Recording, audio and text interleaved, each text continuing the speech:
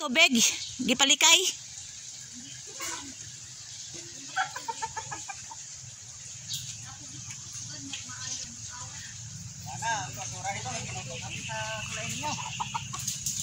Di na, inimpiwan ko na dire sa silod Anda sa sagwa siguro dire sa ano? Dire man tanan nag-awas. Dapat ang basura sa kuanang, lalong sa tulay. Mga basura doon sa taas siguro. Kung di rato kuanang, ana mo ni overflow sa imuhan ang kay ang basura nagbukot sa lalom. Amo kay mga basura manggod nila ginahaboy nila sa kanal. Ang anong hindi nila sunugon. Anong yaboy nila sa kanal? Kay na ginimpiwan ko man pod ang direo sa silod.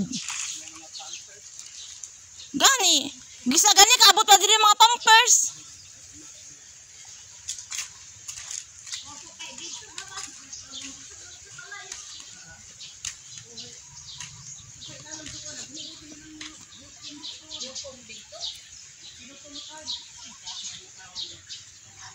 Ayawan ganyan ko kapalikaw ka tubig dire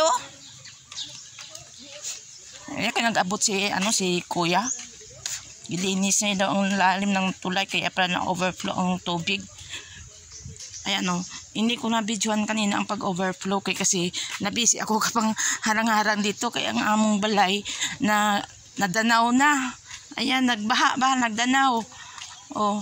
Ayan, tapos dito naggawa ako ng kanal-kanal na at least dito papunta dito ang tubig dito na pagkapuntang farm namin at saka dito ako gumawa ng kanal kasi wala na ako time kanina nga magdala ng cellphone kay ang ginalagas ko lang ang tubig na hindi sa amon kay nakaabot na talaga sa amon itong likod sa amon balay nga may ara nga panimalay taas na rin ang tubig dito sa kanila kasi ayan ang kanal.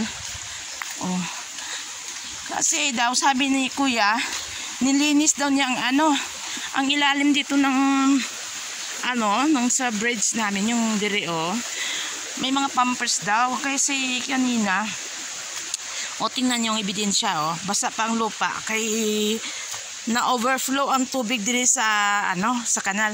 Ayun ang tinatawag galing nga El Nino pero dito sa amin ang tubig hindi natutuyo dodiretso ang tubig mula tong March pa.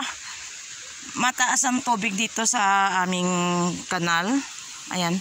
Ako kanina diyan nagsabya-sabya pa ako ng tubig diyan at saka yung balunggay namin, malunggay sa Tagalog, ang balunggay namon ginsabihan ko din ng tubig.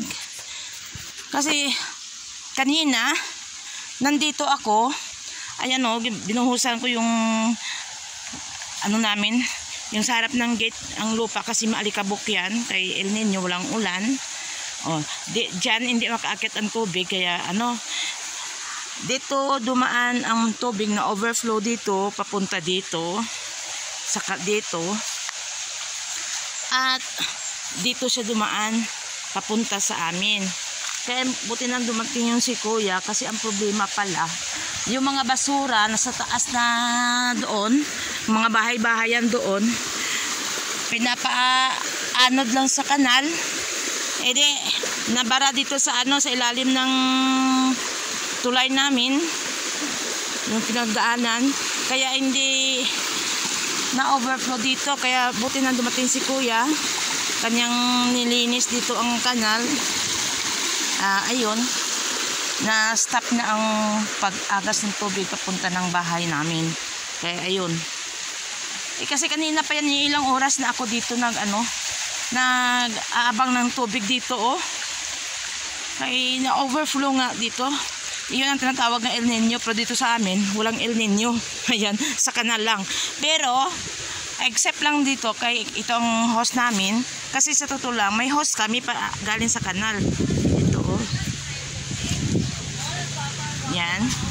Iyan konektado ito sa kanal ito. Dito. May drainage kami dyan. Yung papasok dyan parang salaan ng tubig para yung mga kugaw o dumi hindi papasok dyan papunta sa aming kanal. At except sa aming tubig na itong tubig ang ginakuhaan namin para yan sa pagsaing, paghugas ng plato, paligo, ganon, sa banyo, sa CR.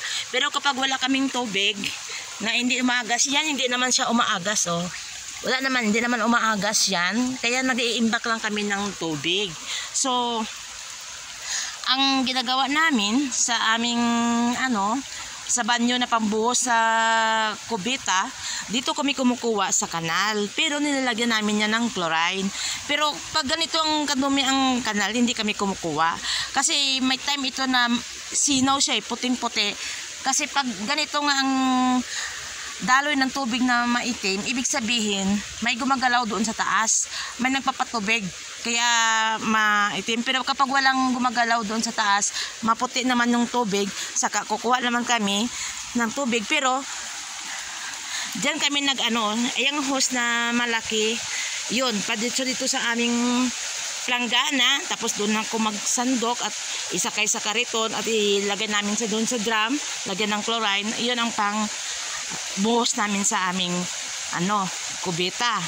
Pero itong maliit na hose na ito, ito ay konektado ito sa tubig na aming lutuan. Ayan, oh. Ito, konektado yan dito. Kaya mayroon siyang meter check. Metro. May metro siya. Pero private ang may-ari nito eh. Kaya ang ginagawa niya, hindi everyday na binibigay siya ng tubig. Kasi marami kaming mga bahay-bahay din doon sa sa taas. Doon sa taas kasi ang daming bahay. Dito sa amin banda, kunti lang dito. Kasi tingnan mo, kahit dito sa harap ng aming sa aming area, walang bahay dito. Kaya pag doon siguro, pag gumagamit doon sa taas, dito kami, wala na kaming tubig. Kaya ngayon, wala kaming tubig. Minsan, isang linggo, hindi nagbibigay ng tubig. Kaya, nag-iimbak kami ng tubig sa bladen ng tawag yon. Yung bladen na natawag, sa Bisaya yon ng bladen. Ay sa amin, parang tadyaw yun sa Ilonggo, na gawa ng goma, na malaki, at saka sa drum. Yung sa goma naman, yun ay ginagamit namin sa panglaba, sa pagliligo. Yun doon naman sa drum at saka sa sa mga galon-galon, mga container, doon namin kumukuha kami doon sa pagsaing, sa paghugas ng plato, doon yan sa cottage. Samantala yung blood din doon yun sa bahay. Yun. Tapos may isa kaming drum na pag wala ng tubig, para makatipid kami, tubig kanal ang kinukuha namin, ginagamit.